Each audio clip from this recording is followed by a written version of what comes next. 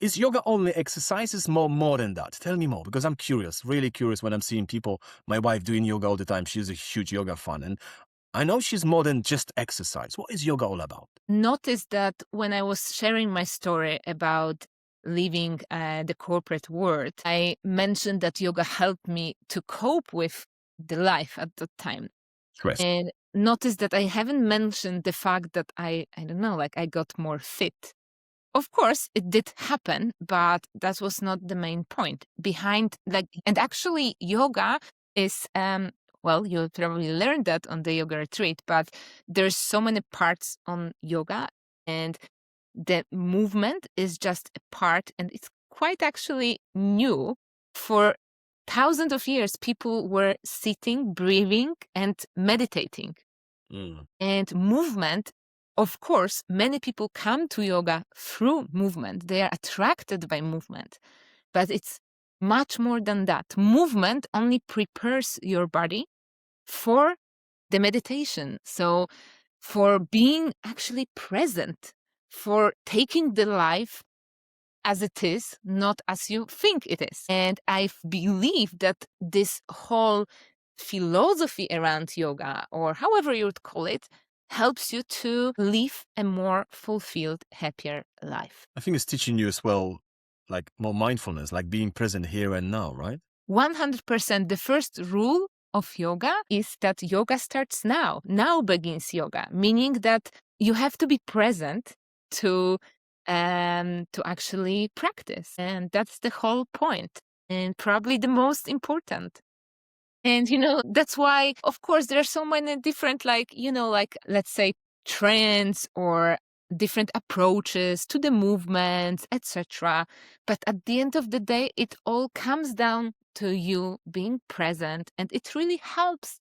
Like I see myself that, whatever happens in my life, of course, I get annoyed or whatever, but in general, it gives me more space. And there is a reason why I have space in the name of my brand, Kali Space, because I believe that that's what yoga gives you. It gives you space in not only in body, because it gives you space in the body, but it also gives you a space in your mind. Like that. I like this space creation through yoga. Ooh, I like that. Kalina, would you say that yoga is an activity that can help you to feel more confident? Absolutely, yes, because it helps you to detach from the thoughts that may be limiting you otherwise.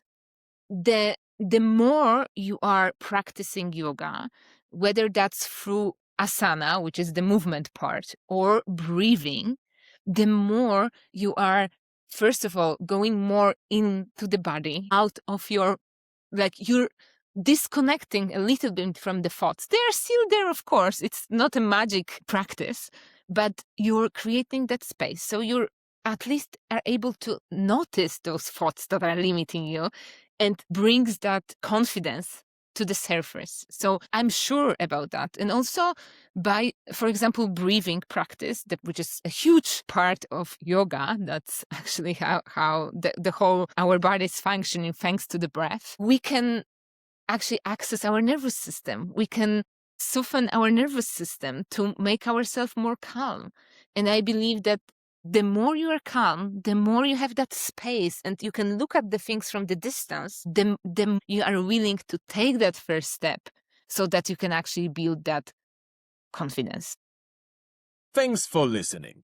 If you're an entrepreneur who knows English but doesn't yet feel confident using it, remember this.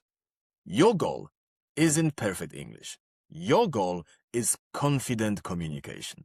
That's exactly what we work on inside English Yes Please School. Real conversations, real confidence, real progress. The link is in the show notes. See you in the next episode of the Voices of Confidence podcast.